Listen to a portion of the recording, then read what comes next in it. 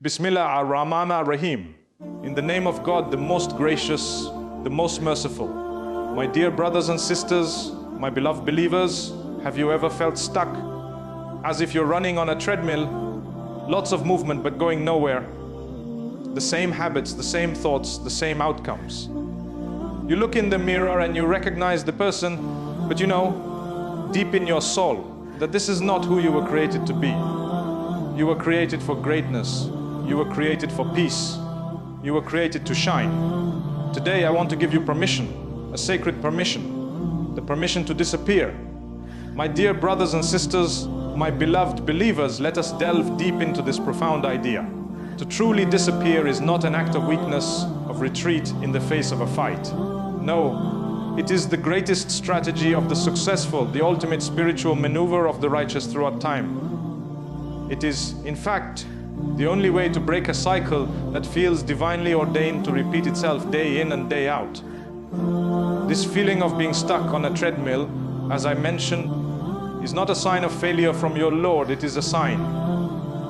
It is a nudge from the most merciful Al-Latif, who is subtle in his ways, telling you that the path you are on is circular and it is time to step off to find the straight path.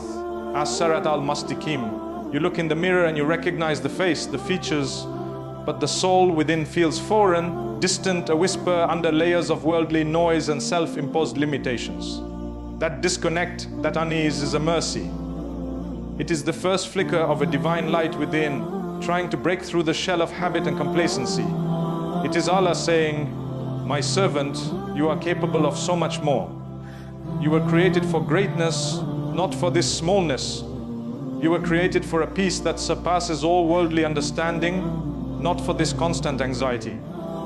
You were created not just to reflect light, but to emit it, to shine from a place so deep within you that no circumstance can dim it."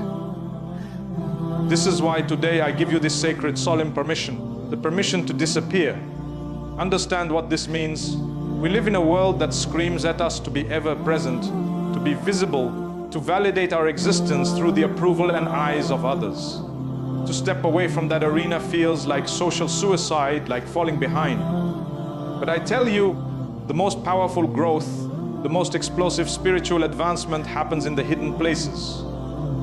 Think of the seed. What is the first thing it must do to become a mighty tree? It must disappear.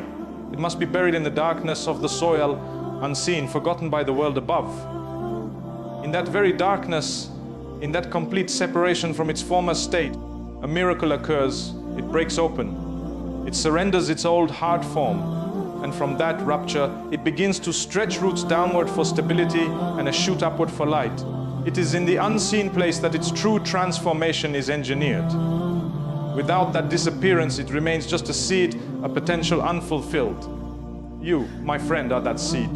Your period of disappearance is your necessary burial in the soil of solitude and devotion, where you break open your old self to allow the new self to emerge. This principle is etched into the very narratives of our faith. Consider our father, Ibrahim, peace be upon him.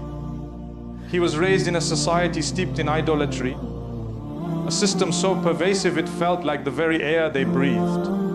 To find the truth, did he not first have to intellectually and spiritually disappear from the mindset also of his people? He withdrew into contemplation of the stars, the moon, the sun, seeking his creator. That internal disappearance led to his physical departure, his Hijrah. He left everything familiar to become, in a new land, the Imam for all nations. He came back to humanity unrecognizable, not as the son of an idol maker, but as Khalilullah, the intimate friend of Allah. And what of our beloved prophet Musa, peace be upon him? After the intense incident in Egypt, where did he go? He fled into the wilderness, into the vast, empty desert between Egypt and Madian. He disappeared from the eyes of Pharaoh, from the structure of society, even from his own sense of direction. He was alone, terrified and utterly spent.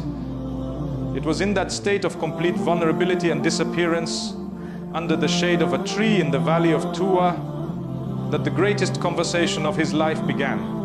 "Indeed, I am your Lord," came the call. That withdrawal was not his end. It was the essential prelude to his divine commissioning. Had he not gone through that solitary journey, that stripping away of all his worldly supports, would he have been ready to stand before the might of Pharaoh?